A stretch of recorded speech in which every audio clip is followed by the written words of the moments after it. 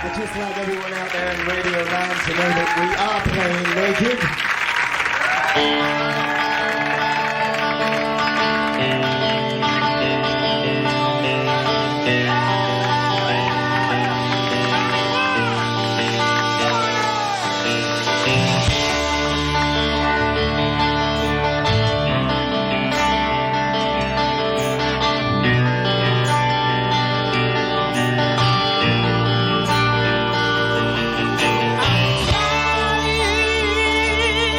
Across the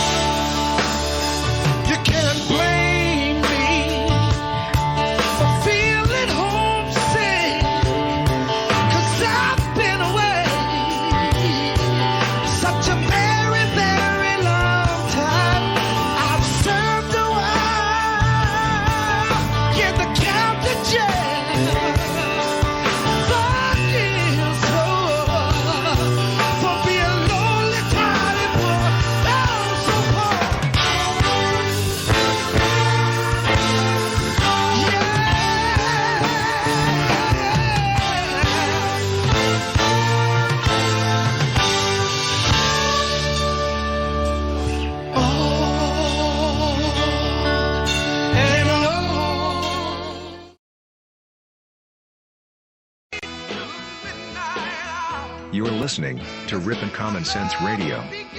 That's right, where we take you well into the midnight hour with our special Art Bell Archives show as we open up the Art Bell Archives and dive into the lost classics of a vocal treasure. We take a look at those stories and we bring them up to date and we share them with you. We ask for your input and your shout-outs, your call-ins, as we go through the most amazing stories ever told. Tune in tonight and every night as we reinvestigate the Art Bell Archives live. The Art Bell Archive Show. 7 p.m. Pacific, 10/9 Central, ripandcommonsense.com. Rip'n Rabbit Hole is a community-driven radio. At times the community comments may reveal prejudices and other beliefs that we or our sponsors do not condone. Views or opinions expressed by the community, callers, or guests, are those of the individual speaking and do not represent the views or opinions of this site. Rip'n Common Sense content is intended for mature audiences only. Enjoy. The captain has turned on the seatbelt sign.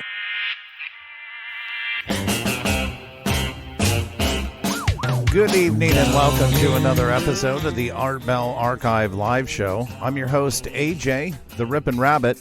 Give yourselves a round of applause for being smart enough to be here. Tonight we dive deep down the rabbit hole into a look at utopian society. The ideal society. Utopian societies are often characterized by benevolent governments that ensure the safety and general welfare of all its citizens. We're going to explore the many failed utopian societies throughout history, taking a close look at one in particular related to Ripon, Wisconsin. If you joined us last week, this is an extension. You're going to enjoy it.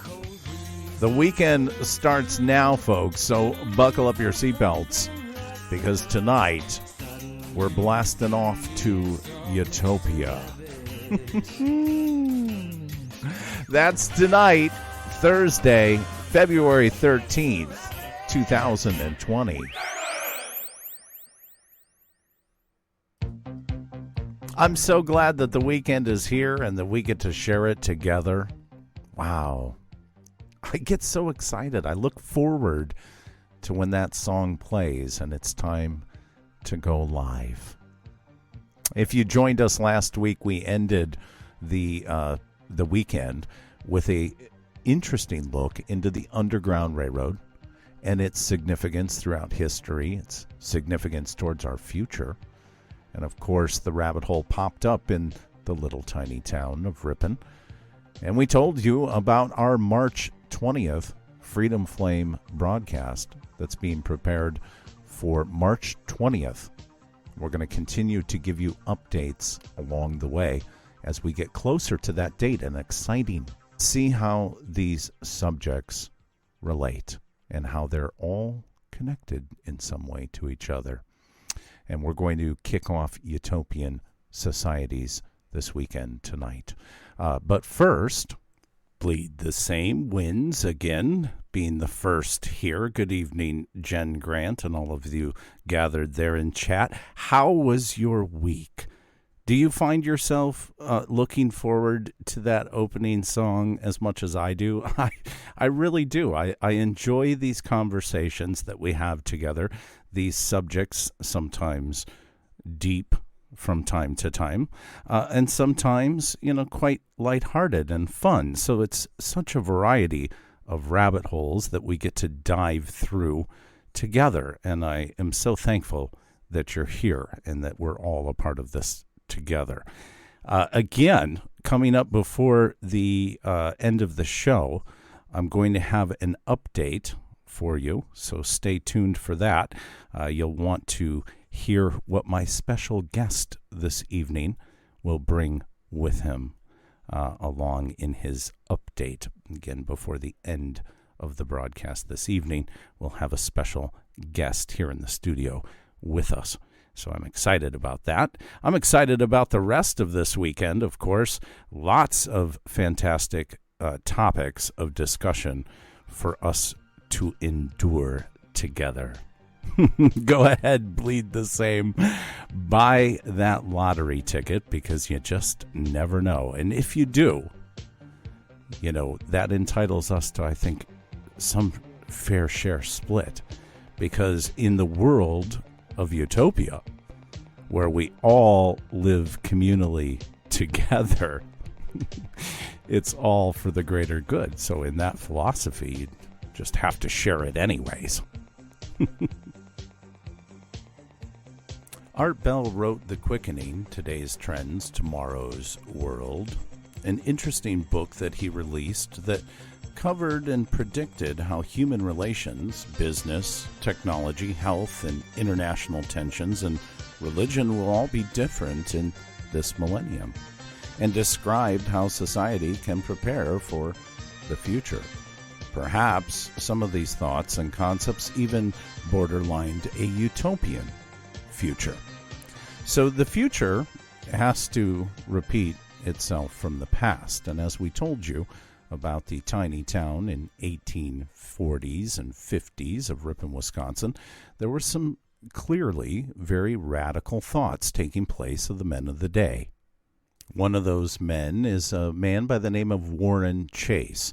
Warren Chase was a spiritualist who led a group of 19 men and a small boy to the area today, Ripon, Wisconsin, which settled first as an area called Ceresco. And Ceresco was a utopian society. They were known as the Wisconsin Phalanx. And of course, the phalanx of the day were following a model that was brought forth by Francis Fourier. And Fourier's thoughts of phalanx is what spread here in through the Americas in the 1840s and 50s and well into the 1860s. These experiments, if you will, in communal living where everybody lives together and everybody works together for the greater common good. The reality is that all of these experiments failed. However, Ceresco and Warren Chase's Wisconsin Phalanx experiment was of the more successful of all of them. And of course, these are the very same men that after the Phalanx disbanded, ended up formulating the town of Ripon and eventually in 1854 founded the Republican Party. Warren Chase has been a man that we've followed here on the Ripon Rabbit Hole before. In fact, about 2 years ago, while we were preparing for our first Freedom Flame broadcast, we released this report on Warren Chase and the Wisconsin Phalanx. The Wisconsin Phalanx arrived long before the Little White Schoolhouse crowd gathered. The communal utopian group rose out of Southport, Wisconsin, led by a man named Warren Chase, Phalanx president and future candidate for governor of Wisconsin. Warren, a charismatic individual, was an instrumental key figure in the community's organization and its beliefs. Although not all members subscribed to his ideals, at any time with more than 2/3 vote, any member could be voted out, losing rights to land and stock. So conformity kind of goes without saying. In future episodes, we will focus more on Warren Chase, but for now, we'll touch briefly on his history and add perspective to those horrible doctrines we spoke about in our Nameless No More episode. Warren was born in New Hampshire out of wedlock to Susanna Durgin in 1813. He was the son of a soldier that went away to the War of 1812 and never came back. His mother, Susanna, abandoned by family, an outcast in the local community, and not even able to attend church, struggled with her newborn child, despite the legacy of Warren's father's important name and heritage. Warren's life simply began as an ardent struggle. His unmarried mother passed away when he was only 5 years old, orphaned and quickly sold off by Pittsfield selectmen to the highest bidder, local farmer David Fogg. This unfortunate and unwilling placement he described as the lowest condition of poverty in New England slavery imaginable. Clothing and meals were meager, lodging so insufficient he suffered frostbite, he was beaten, and even David Fogg's same-age child was taught superiority over him. There was no sympathy or love. nothing but hard work and deprivation. In essence, Warren was a child slave and spent his young life parentless, without any underground railroad routes or hope towards freedom whatsoever. Until 9 years later, at age 14, Warren was ready to rebel. Having heard stories of runaways, he tested his luck and escaped the farmhouse prison, on the run for 3 days, returning to his origins roots with no education and unable to read or write. Warren had found his way to his grandmother's house. There, he was warmed and fed, and she placed him in the care of another farm family of Universalists who made certain he was educated and well-mannered by age 21. Warren was released and given $100 and 2 suits of clothes, to which the young man headed for Boston. Despite lacking skills for getting ahead in the big city, he discovered the Boston Investigator and was immediately taken to the free thinker ideals, for his religious nature was already feasting on rationalism, and to him that was the best religion he could find in the country. He and his family members pioneered onward to Southport, Wisconsin in 1838, where he was heavily involved in the Franklin Lyceum, as shown here advertised to be debating the topic, "Was Great Britain justifiable in her late war?" right above the death notice of his only 19-month-old son. At the time, Warren began heavily embracing modern spiritualism and communication with the dead. Along with mesmerism and magnetism, he felt his clairvoyant abilities came to him as a childhood gift when Mother watched over him, and it was her spirit that led him towards safe passage from his enslavement at Fogg's.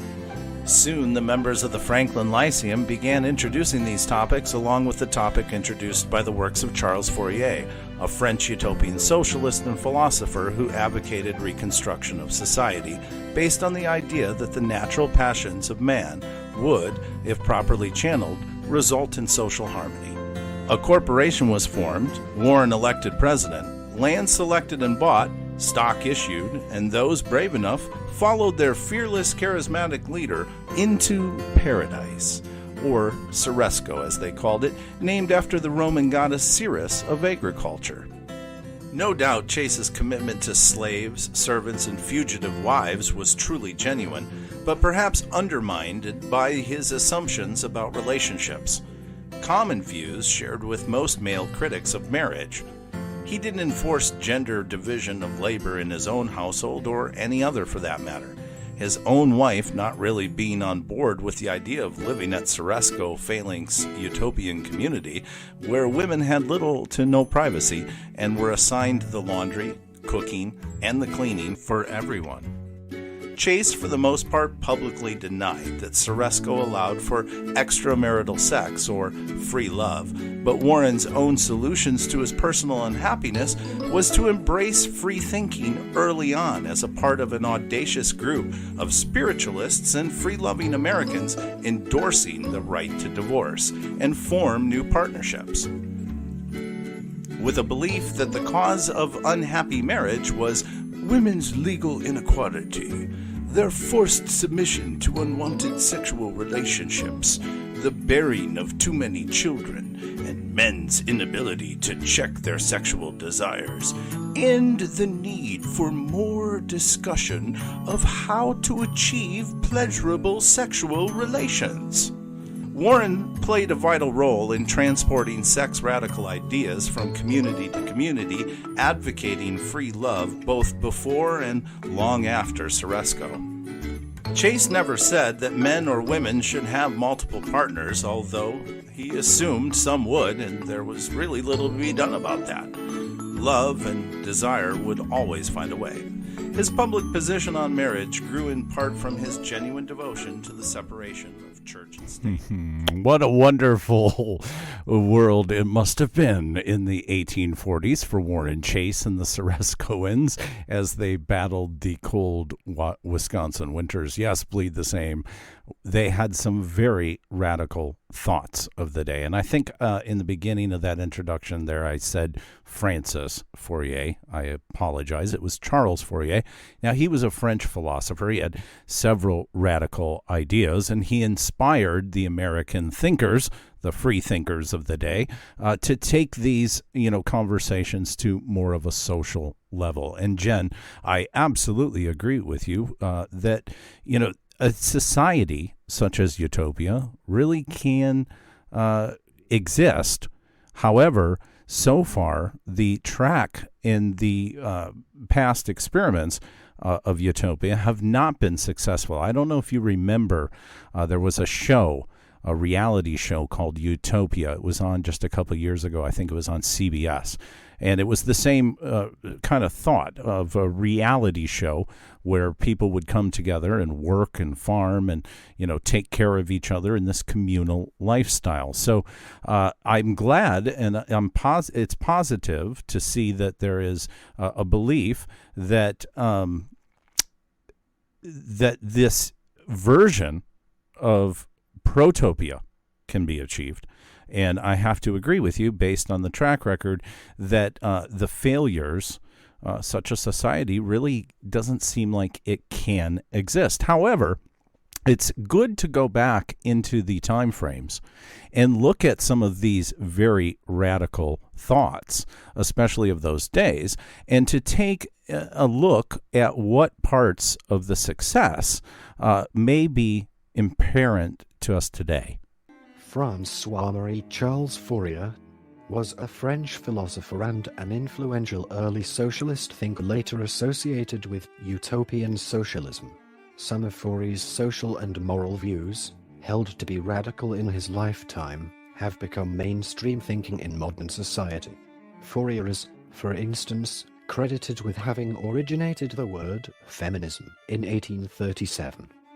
Fourier's social views and proposals inspired a whole movement of intentional communities.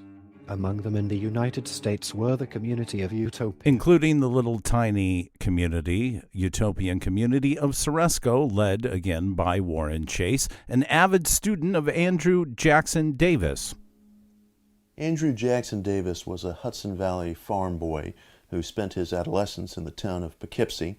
He was the son of a poor family, and at about age 17, he began to have spiritual visions that he experienced when he went into what was then called a mesmeric trance. And Davis very quickly transformed from being this poor kid who was just off the farm to being a nationally talked about spirit medium. Like, very quickly. A.J. Davis blew up, during that period of time. And Warren Chase, of course, was enthralled with A.J. Davis, wanted to get all of the materials for the Ceresco community, reading materials, articles, everything he could was gathered for those that were part of the Ceresco community, and they were included as teachings. Now, some of the subjects that they dove into in the divine revelations of nature, written by A.J. Davis, some of these subjects were very off-kilter as far as bizarre, even back then.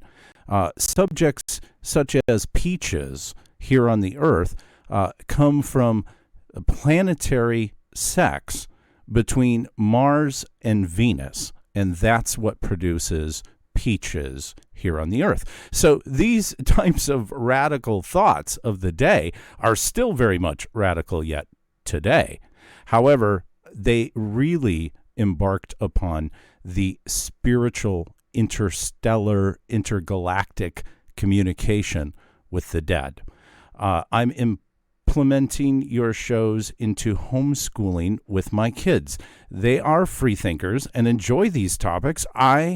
Like I do. These programs are the trucking bomb. Well, thank you, Jen. This, again, I'm so glad to hear that that's what you're doing, because the homeschool route, I wish I had that opportunity to have done that with my boys, but I didn't. And it really I get it. I get it. I see you. Sometimes I read what I write too quickly and don't process it, but I get it. And again, I'm top hats off to you for doing that, because that's the hands-on education children need today. And free thinking is where we're headed. We need to think out of the box, and thinking like utopian thoughts and utopian thinkers is not necessarily a bad thing. Now, some of what attracted members to the community were things of moral differences. So that's part of the reason why these experiments failed, is because you just can't all come together morally. Especially when you're, being segmented in your work. So the women are doing the dishes, they're cleaning, while the men and the boys are harvesting the field. I mean, it's a lovely thought. But when 2/3 of the voting population can banish any member of the community at any time, that then poses a little bit of a challenge, of course. But again, some of the things that drew the people of the day, this topic of spiritualism, being able to communicate with the dead. And as we heard, Warren had lost his youngest son there before moving to Ceresco. So there was a deep connection to that attractive thought that he could continue on and have this communication. So the spiritualism aspect of this utopian phalanx experiments that took place between the 1840s and the 1850s, most of them, for the most part, disbanded by about 1855.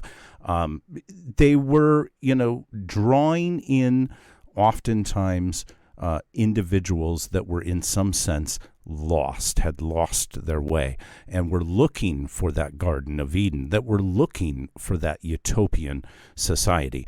And of course, Warren Chase and men like A.J. Davis did everything within their power to promote and encourage and entice people to join in the experiment. How many of you have heard of Andrew Jackson Davis? How many of you know the magic staff? How many of you know the real story behind the magic staff? Kind of got you thinking there, didn't I? Andrew Jackson Davis. What a wonderful, phenomenal man. Was brought up in a very poor home. Only had about 5 months of schooling. His father was an alcoholic. And he was a big lover of wisdom and of truth and of knowledge. And there was a gentleman who is a tailor, Dr. Livingston. And he decided to work with Andrew Jackson Davis because he saw potential. And he worked with him in his trance mediumship, and being a teacher, and in medicine. Now, that was a big attractive feature of the day. Medicine, uniformed health provisioning.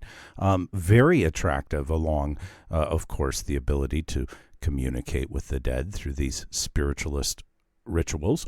Health of utmost importance, with just major types of tragedies knocking down entire communities at that point.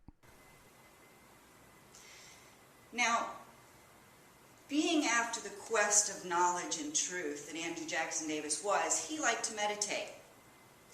And he had people who worked with him in the spirit world to bring him information, and bring information through him, of which he wrote approximately 30 books.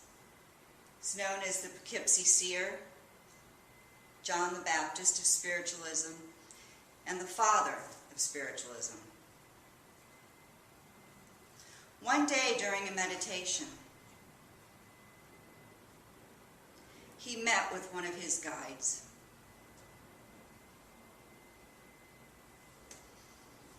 And he said, "I quest for knowledge, I quest for truth." And as he was looking at one of his guides, his countenance began to glow. And he picked up a cane. And he pushed a spring on the top, and the cane broke into 3 pieces. Through the center of this cane was a beautiful rod that had the appearance of polished silver. And each one of these 3 sections did not fall apart or fall off the cane when they separated. And this guide took the pieces, which were of diamond shaped, and said to Andrew Jackson Davis, "These blocks have all of the diseases known to mankind." And as he handed them to Andrew Jackson Davis, he unfolded them and read them, some of which diseases he did not even know. And the more he unfolded them, his guide said to him, "These are the curative treatments for each disease. As you use this information, use it to help those who come to you. Use it in the exact quality and quantity that you will hear." And as Andrew Jackson Davis read those, he handed them back to his guide, which his guide joined them once again with the 3 pieces of the cane. And the cane went immediately back together. And the joy and the knowledge of this information flooded Andrew Jackson Davis. And he looked at the countenance of his spirit guide. Davis never felt embarrassed or excessively humbled by being from Poughkeepsie. He was proud of being from Poughkeepsie. He felt as if he could show the world what a prophet really looked like, not from the ancient sands of the biblical lands or not from the great universities of Paris or Oxford, but right from an American industrial city in the heart of the Hudson Valley.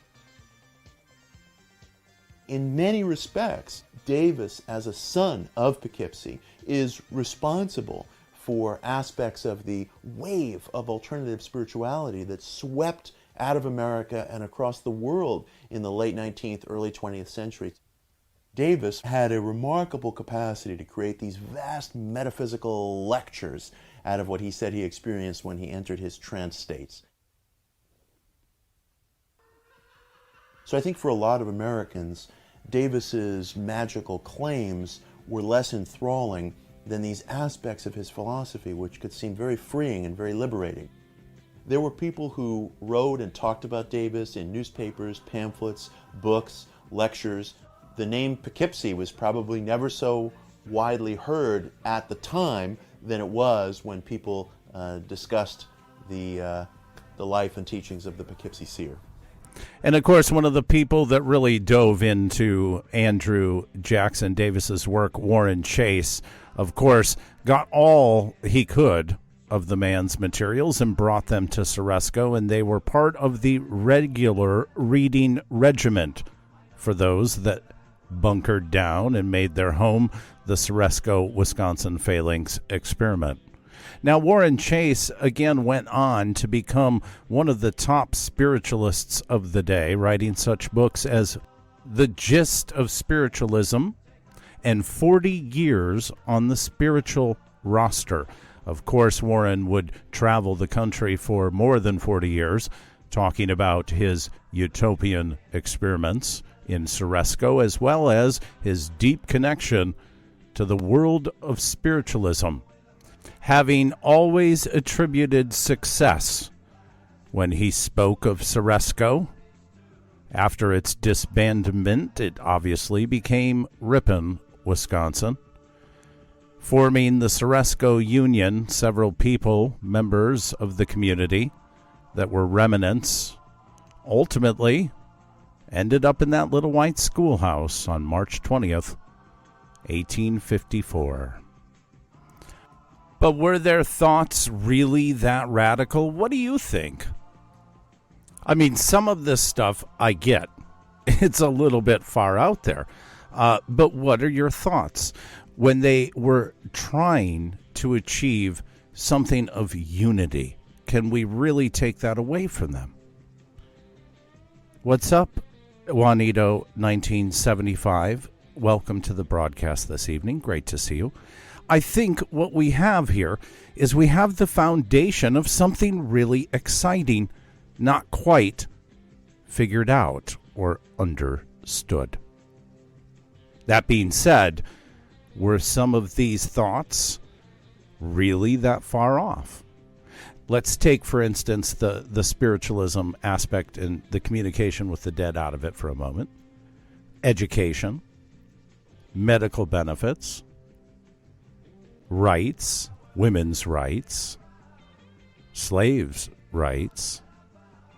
They were looking as some sort of a model to create something in the form of unity, not just in this land, but throughout the entire cosmos and universe together.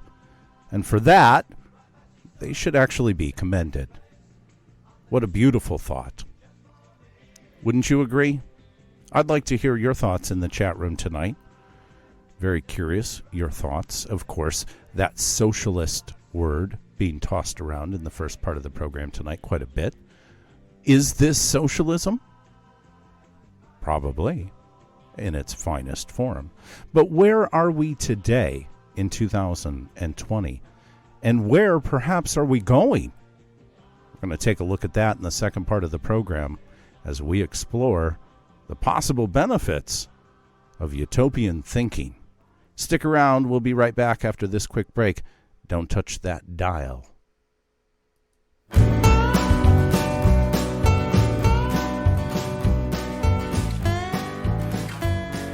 Are you enjoying the program so far? I know I am. If you are, please thumb up that video. If you haven't done so already, make sure you hit that subscribe button and ring that bell for the Art Bell Archive live show. We're here every Thursday, Friday, Saturday, and Sunday evening, starting at 7 p.m. Pacific, 10/9 Central. We return tomorrow night, February 14th, for a special Lovers Leaps episode on Valentine's Day. A Valentine's look at lovers that took the big leap and the tales, many tales, that are associated with lovers' leaps. Then Saturday, February 15th, we return at 7 p.m. Pacific, 10/9 Central, for the Art of Creativity. We're going to dive into the world of creativity as we explore the fascinating art of being creative. I'm going to have a special mystery guest on Saturday night. You'll want to make sure you join us. It's going to be a fascinating look at creativity. Then we end off the weekend on Sunday night, February 16th, starting at 7 p.m. Pacific, 10/9 Central, with Sweet Dreams, as we end the weekend with special guest Juanito 1975. He's an advanced dream blogger and researcher. He's going to be here to end the weekend right with our Sweet Dreams and special guest Juanito 1975. Now, we send out our schedule every Thursday morning. You can get on our mailing list by visiting our website at riponrabbithole.com. That's RIPON rabbithole.com. Once you get there, you can fill out your email address in the subscribe box. We'll make sure to send it direct to your inbox every Thursday morning. While you're over there, make sure you take a look around the Ripon Rabbit Hole. It's a fascinating community-generated press. We have groups set up there under the rabbit holes, and we also have our Backstage 24/7 lounge, even a VIP cam lounge in there where you can meet up and chill and chat about these types of discussions. that our Rippin' Rabbit Hole embraces. And of course, if you missed an episode, you can see all of our episodes on demand. And you can join us right here live on Rippin' Common Sense Radio and the Rippin' Rabbit Hole. We'll be back to Utopian Societies in just a few moments, right here on the Rippin' Rabbit Hole. But the truth is that he caught her down in Georgetown with a Spaniard who had left his wife behind.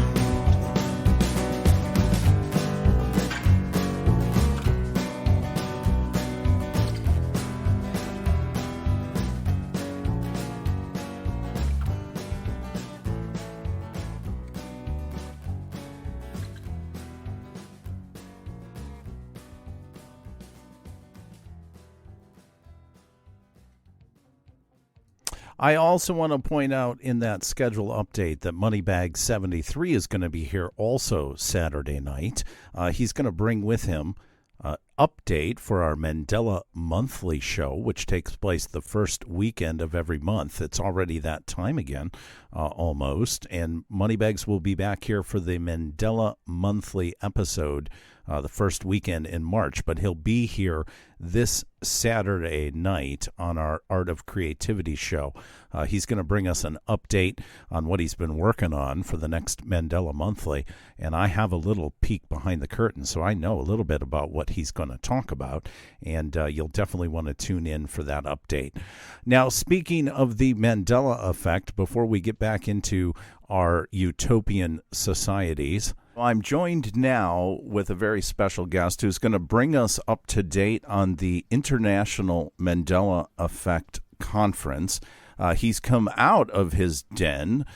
Please give a warm Rippin' Rabbit Hole welcome to Jerry Darkwolf's Den. Jerry, this is Jerry, not Derry. This is the first time you've actually been live on air. How are you this evening? It's an absolute pleasure to be here. I am doing absolutely wonderful, Rabbit. Who'd have thought a rabbit and a wolf's talking together and not, Hey, what a great analogy. You know, I never put it, that thought never crossed my head, but here we are. We're getting along just fine. Now, you are a founding member of the IMET team, of course, an event organizer and an MC for the International Mandela Effect Conference. Can you give us a little insight? You were there hosting the event last year. What was last year's experience all about?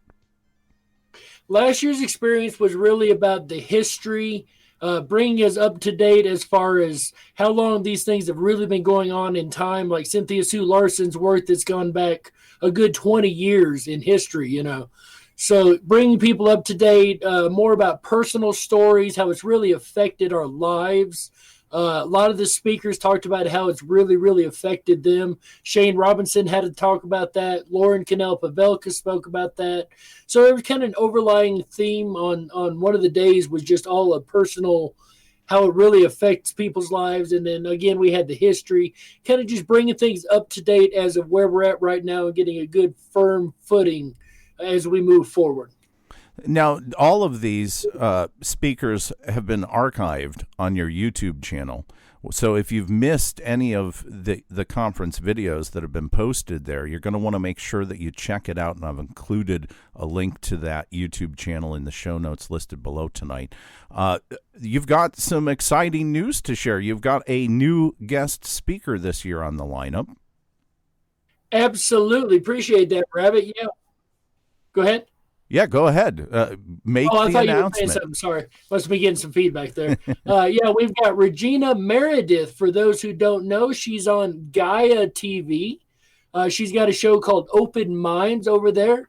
She will be a guest speaker at this year's conference. We just got that validated a couple of days ago, so we are proud to announce that among other speakers that we're hoping to have at this year's event. That's awesome. Now, if you're unaware and have not visited the Mandela Effect Conference website, this is going to take place in June. It's just a few short days away. It's going to take place June 5th, correct? 6th. That is correct. And 7th. June 5th, 6th, and 7th, correct. So it's a 3-day event. And of course, it's going to take place in Hartford, Connecticut. Now, the actual venue hasn't been decided yet, so we'll want to make sure that you're on that mailing list over at MandelaEffectConference.com. There's a subscribe to the email list option there, and once you do, all of the instant updates when they're sent out will come straight to your inbox. So you're still working on a venue at this point. That is correct. We're looking at a couple different places. We haven't decided on one specific place yet, so that's kind of open. Like he said, that is absolutely correct, Rabbit, over at MandelaEffectConference.com. Make sure you're on that mailing list. Anytime we update it with information, you'll be the first one to know, and you can get the word out to your friends and let everybody else know what's going on and all the brand new news that we've got. And again, that address is Mandela Effect Conference. That's MandelaEffectConference. So make sure that you visit over there, get on that mailing list, check out the schedule, and put a 1 in the chat room if you're considering going to Hartford for this incredible conference in history. In fact, you've dubbed it as the biggest Mandela Effect conference in history, have you not? That is correct. See, the last one was, of course, the biggest because it was the first international Mandela Effect conference. Now, I want to be clear. There's been other conferences, but this is the first international Mandela Effect conference that we had last year. So that was the biggest at the time. Going forward, we know this is going to be an even bigger event. So this will be the biggest. This will be the 2020 East Coast Mandela Effect Conference. We did the West Coast last November, and we've turned around and now we're doing the East Coast. So, you know, we're being fair. We're doing both sides of the country, giving anybody who wants to on either side to have a chance to come down and be around people of like minds and, you know, that see the world the way you see the world. That was something that was really, really important at the last conference, was just being around people, physically being around people who understand what you're going through and how you're seeing reality, you know? Exciting stuff. Of course, something that anyone that is Mandela affected would want to take part in. So again, also, you had a request for anyone who has any kind of a presentation or an additional speaker, perhaps, that may be thinking about putting together a presentation. You're encouraging individuals to contact you as well. That is correct. If you would like to speak at the conference, we would love to have you from any background. The Mandela Effect touches so many different aspects of life. Scientists to the common Joe, you know, if you want to give a presentation and want to give a speech, contact us. We can't guarantee you'll have a spot, but we'll definitely have you on the list. And we, you know, more than likely right now would be an option. But yeah, definitely reach out to us if you're interested in speaking on the effect and speaking on you know, as it relates to whether it be your life or your work or, you know. Whatever tie-in that you feel that you could bring to the table, make sure that you contact the organizers and the IMET team over at the MandelaEffectConference.com. Dark Wolf's Den, Jerry, it's a pleasure to finally have you on and speak with you on air. This is fantastic, and I hope you keep us up to date, and you'll come on again with further announcements, perhaps real soon, with an announcement on the venue. I will definitely love to come back. May I take just a moment and give just a shout-out to my team real quick, Rabbit? Absolutely, of course. I would love to give a shout out to the IMEC team, guys. These I cannot say enough about how wonderful it is to work with these folks. It's been an absolute pleasure and an honor, and there's just been it's been an amazing experience. And I just must shout out Cynthia Sue Larson and Chris Anatra, the quantum businessman, Kimberly Lynn Hansen, the artist, Lauren Cannell Pavelka, and Shane Robinson of Unbiased and On the Fence. Every one of those guys has been amazing. And one more person that is an unspoken hero, an unsung hero, and I cannot say enough about this person. Our website webmaster, Mike. I'm not going to put his last name out there because I haven't announced that or told him I was going to do this, but Mike, you know who you are. You do an amazing job on our website. You keep it up to date. You keep it running. You've got it looking great. So, shout out to you. Shout out to the whole IMEC team, guys. We've come together to do events for this community. That's our focus. We're going to do more and more for you guys. And, that's what we're all about. So, Rabbit, thank you so very much, my friend, for having me on here. It's an absolute honor and pleasure, my friend. And, thank you. We were, from the team and myself, we really appreciate it. Well, I take my top hats off to you. Sponsoring us now, an official sponsor going forward. That's right. And I take my top hats off to you and the rest of the IMET team. I'm glad you got that shout out in there because everybody works so well together to make this happen. So, again, stay in touch, stay in tune, bring us all the updates you can, okay? You got it, my friend. It's been an absolute pleasure. Thank you so much. Great. I'll let you disappear back down into your den. Dark Wolf's den, everybody. Give a little round of applause in the chat room for him taking time to give us an update on this incredible Mandela Effect Conference. International Mandela Effect Conference, of course, the biggest Mandela Effect Conference in history. June 5th through the 7th. Check them out, MandelaEffectConference.com. I'm so glad to see that some of you are contemplating being there. I'm actually thinking about being there myself. We got a Z Rabbit with a 1. We've got a Maya C with a 1. Looks like Jen is in the same area. She's in Vermont. Good evening. Maybe it's Mandela. Perhaps you'll make it there to the Mandela Effect Conference.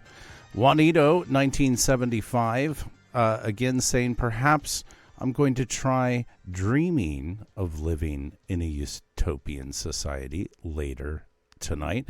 I'm excited to hear that, and you can talk about it Sunday night while you're here if you're successful in doing so. And this second part of the program is designed to really open and expand your mind, your free thinking mind, on the subject of utopia and how we can here in 2020 take some examples from previous free thinkers of the land and perhaps thinking utopian in 2020 is not such a bad idea after all. So think about some big problems this planet is facing. Think about access to food. Or think about another big problem, the access to clean water for everyone on this planet. So there are definitely huge issues that we all have to face united as a planet, and more important, united is the key. As we're going to challenge these planetary challenges together, we have to, because our planet is just too important. So when we think about how these, problems occur, what is it to you that really is a problem in today's world? Put it in the chat room. Something that you feel is really a planetary problem, something that we can all agree on. Let me hear your thoughts. I think of course, global warming is a big one. And I'll wait for just a few moments because I know there's a little bit of delay between my voice and the chat. But again, when we look at global warming, greed, absolutely, Z-Rabbit, greed is a big issue.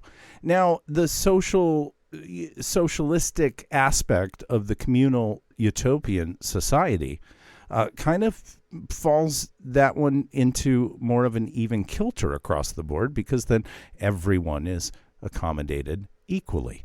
So I don't know that I necessarily agree with that mentality. And perhaps if I were in the Ceresco Phalanx project or experiment, that would have been one of the ones that would have probably rubbed me the wrong way. I probably would have decided to leave before I was disbanded in that particular circumstance, or I don't know that would be the case. It's very hard for us to go back to that period of time and understand what life was like during that period. It's very hard for us to understand the problems that they faced in the planet back then versus the planet challenges that we're faced with today.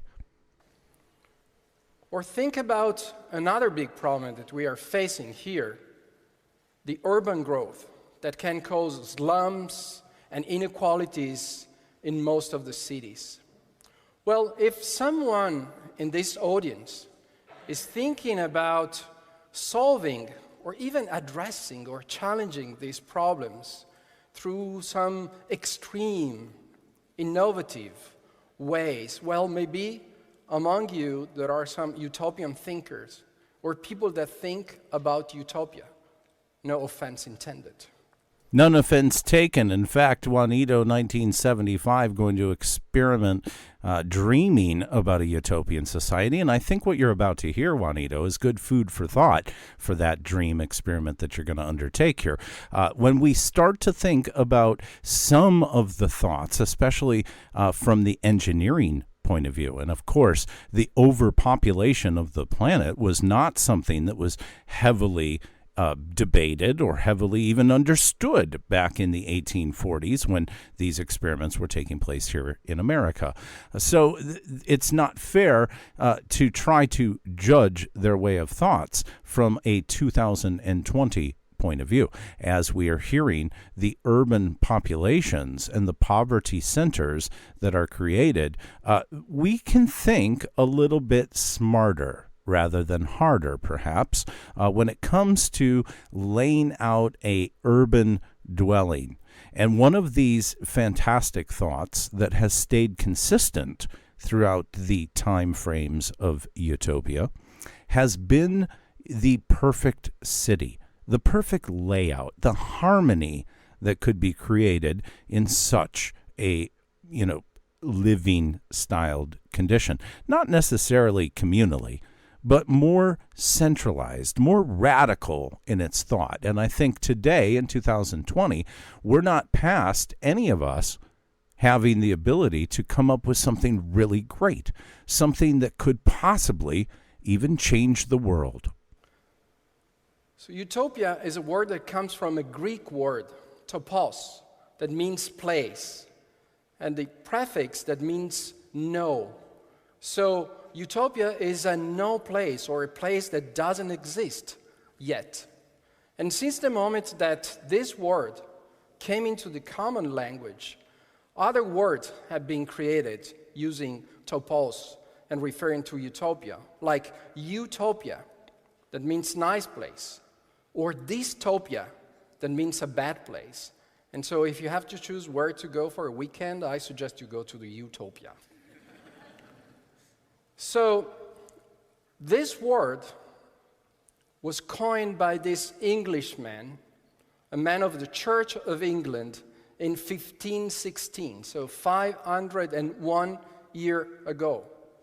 And Utopia was the name of an island that was part of a book that Thomas More wrote several years ago. So the title of the book was very long. Libellus vere aureus nec minus salutaris quam festivus de optimo republica statu deque nuova insula Utopia.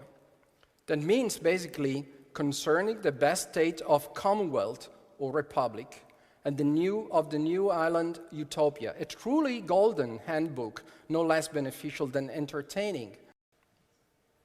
So look at this series of maps. Now, I've added tonight in the show notes the series of maps and some of the illustrations that are going to go along with what we're hearing from Danilo Palazzo, who is a world-renowned urban planner. And I love how he talks about urban planning from a utopian thinker point of view. And again, this is going back to what I'm stating. If we have the ability to think utopian, perhaps we have the ability to create something spectacular, something that could perhaps change the world. And some of these thoughts, some of the designs, as you'll see if you right-click on the show notes tonight and go over to the link, you're going to see some fantastic imagery that goes along with Daniel's speech.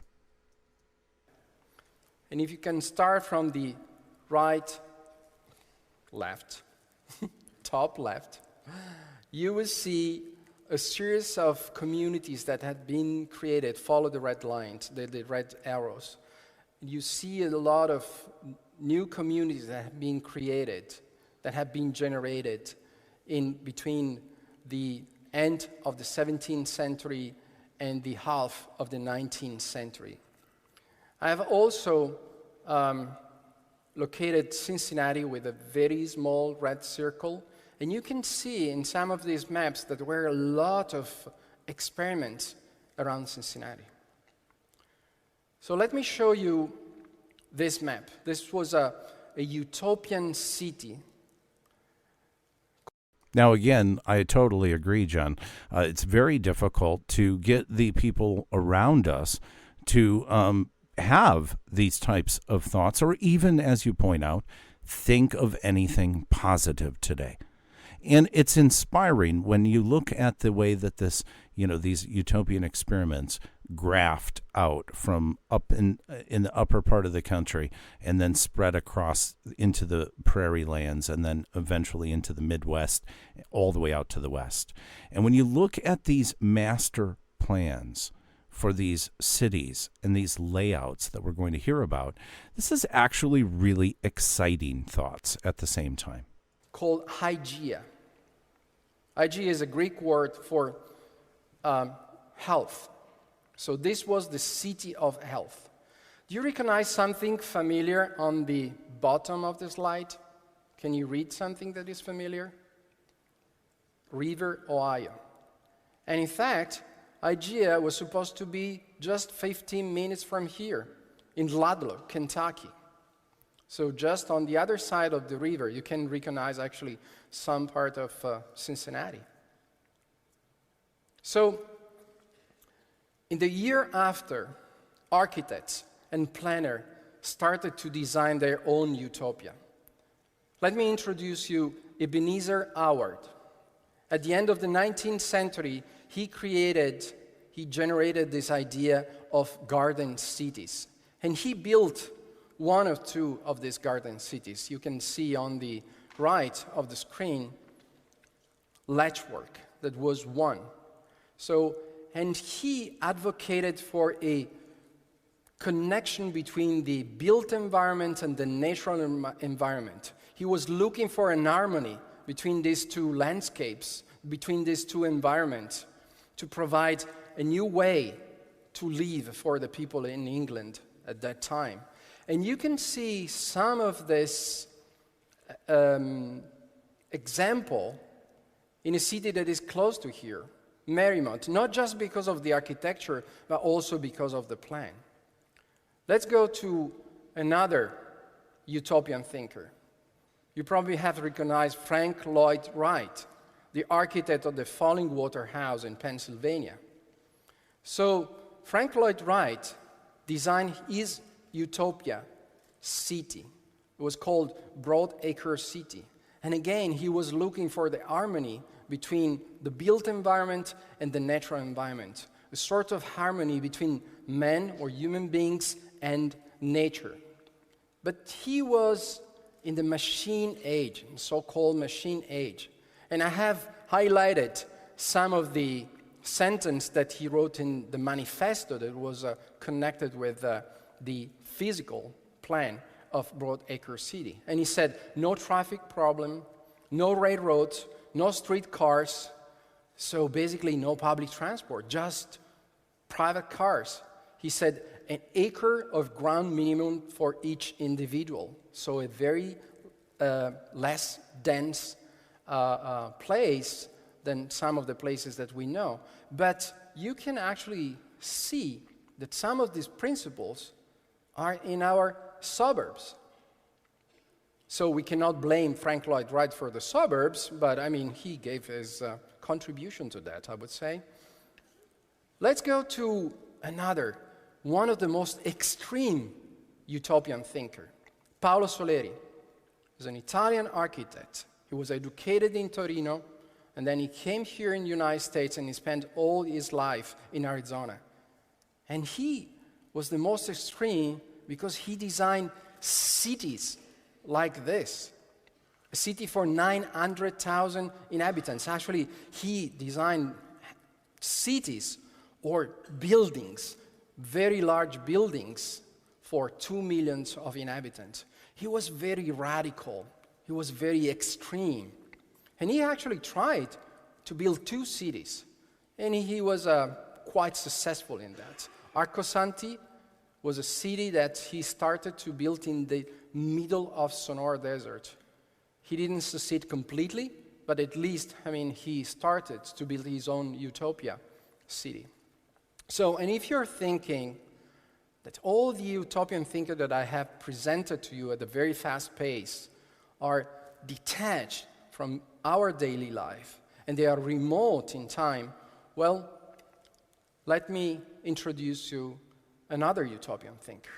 Please meet Orville Simpson. He lived here, 15 minutes from here, in Hyde Park. This is a picture of Orville Simpson that appeared on the Life magazine in September 1967. So, Orville Simpson, that was not educated as an architect or a planner, he designed, drawn, and created rules and regulations for a city that he called Victory City. He made by hands hundreds of maps that now are conserved at the University of Cincinnati. So now I think you can legitimately ask me, but this utopian have been never realized in some way? And the short answer is no. The long answer is yes. Because ideas have been transformed in many other things. And so this utopian thinker that think in a way that was completely different from other people, so they moved laterally in order to go further. They jumped. They didn't accept that the only solutions were 1 or 0. They were looking something in between those and something over those numbers. So utopia is an important component of our common future, and I advocate for that. We need utopian thinker. We need utopian thinker that challenge the way we live in our cities, that challenge the big problems that we are facing on our planet, which is actually the only planet that we have. I really do believe in this. Thank you. I really do believe, too, what he says. This is our only planet, and we need the utopian thinker. That was Daniele Palazzo, a world-renowned urban planner, as he explored the actual meaning of utopia and the practical implications for cities, architects, big thinkers. Because honestly, doesn't it feel a little bit like we're all running around with chickens with our heads cut off? Especially in these bigger, huge metropolitan cities with the urban growth challenges that they're faced with. And yet here we are in 2020 with no clear-cut solutions. Perhaps one of you will have the solution one day soon. Good evening, my life, HC333. I think hearing this, what my dad and his belief taught me, this is your heaven, or this is your hell. Make it what you will. Wonderful words, my life, HC33. Yes, Juanito, running around like zombies with our heads cut off. And again, if you right-click on that link and you visit tonight's show notes, and you see some of the fantastic layouts and the designs of these cities. My favorite one there is the one that was planned, the group of slumless, smokeless cities. Wow, what radical thoughts. What absolutely radical dreams And perhaps, Juanito, if you make it there to that utopian society, you can tell us all about it. Maybe you'll come back with a little piece of wisdom, a little idea you could share with us on exactly what we're looking at. But I think My Life HC33's father said it best. This is your heaven, or this is your hell. Make it what you will. Utopian thinkers, we're calling you. Think big, or don't think at all. We did it! We spent another Thursday night together. Give yourselves a round of applause for being smart enough to be here. We return again tomorrow night for Valentine's edition of Lovers Leaps. Lovers that took the big leap, vowing not just to live their lives with each other, but to die with each other. Very interesting look at Lovers Leaps tomorrow night, February 14th, starting at 7 p.m. Pacific, 10/9 Central. Then join us Saturday night for an extreme look at creativity. And then, of course, we'll wrap up the weekend on Sunday with Sweet Dreams Are Made of These. Special guest Juanito, 1975. I'm looking forward to him being on, as well as Moneybags returning Saturday night to give us an update, as well as a special mystery guest Saturday evening will be here to dissect creativity. So it's going to be a lot of fun this weekend, and I look forward to spending that time with you. Now, for many of you, the conversation ends here, but for the Rippin' Rabbits, it's just beginning. I'm going to head over just after the show is done to our backstage lounge area on rippinrabbithole.com. Just click on Backstage 24/7. We have a chat, a few different chat options there for you to continue this conversation with us, as I'll be back in there in just a few moments to say good evening to all of you. I've had a real fun time hanging out there in the Backstage Lounge after these shows are over. It's always good conversation, that's for sure. So if you haven't been there already, I hope to see you over there as well. If you're there, introduce yourself and say hi. I like to meet all of you. Now, wherever you are, good morning, good evening, or good day, whatever the case may be. I'm AJ, the Rippin' Rabbit. Until we meet again, take care of yourself and each other. Good night.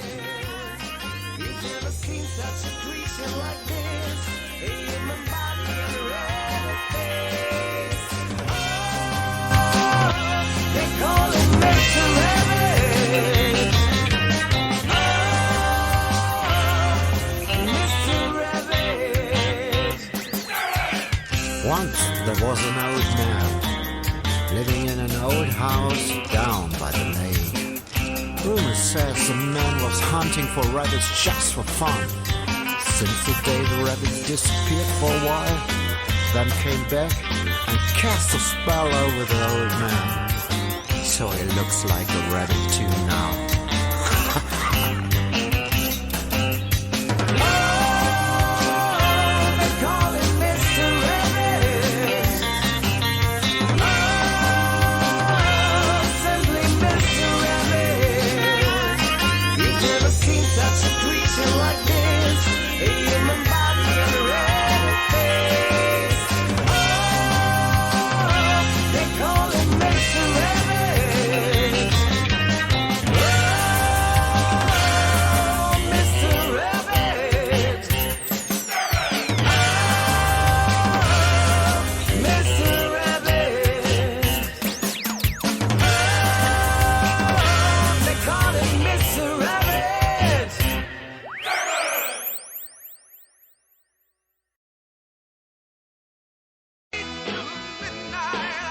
You're listening to Rippin' Common Sense Radio.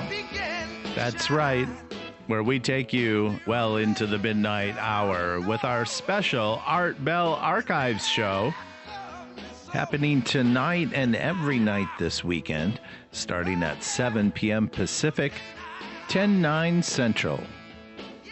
Tune in as we open up the Art Bell archives and dive into the lost classics of a vocal treasure. We take a look at those stories and we bring them up to date and we share them with you.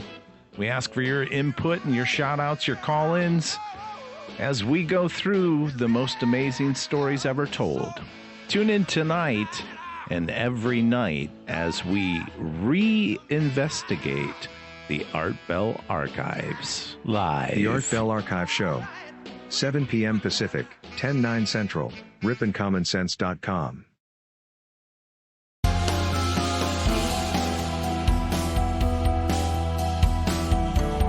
Take my hand, you and I will talk without any distractions and understand. Hey, I am here. You and I are human and everything in common. Do you care?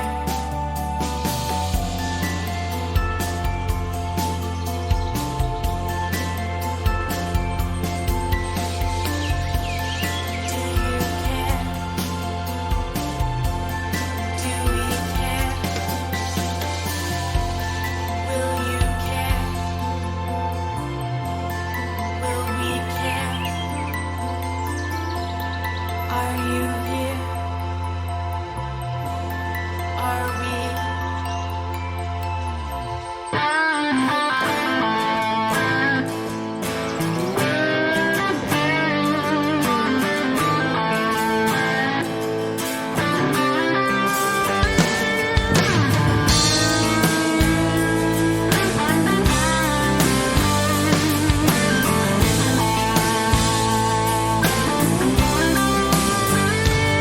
Well, I'm busted flat, and it's only Monday. I got 4 more days till I'm paid again. Well, the weekend comes, and I'm dreading Sunday. I grab a cooler of beer and a couple of my friends. And this red dirt road, it goes on forever. Some would say the party never ends, but I feel my time is growing closer. And that might be where it all begins. Yeah, I'm gonna live each day like it's a Saturday. Ooh, I wanna move along right down the line. If you ain't got friends, you ain't got nothing. Ooh, you better pick a side before you're out of time. Ooh, let me tell you, son, you're running out of time. Well, there's nothing wrong with working hard, but you know in turn, you gotta play hard too. And it's a fact of life that stands eternal. It's in your mirror, staring back at you. Yeah, I'm gonna live each day like it's a Saturday. Ooh, I wanna move along right down the line. If you ain't got friends, you ain't got nothing. You better pick a side before you're out of time. Oh, let me tell you, son, you're running out of time.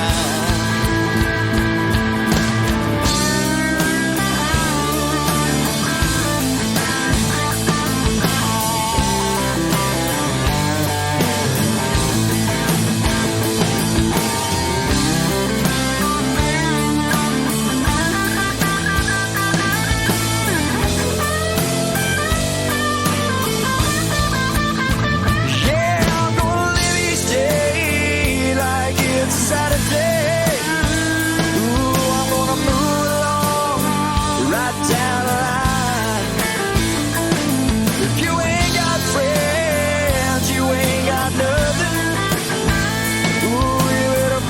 inside.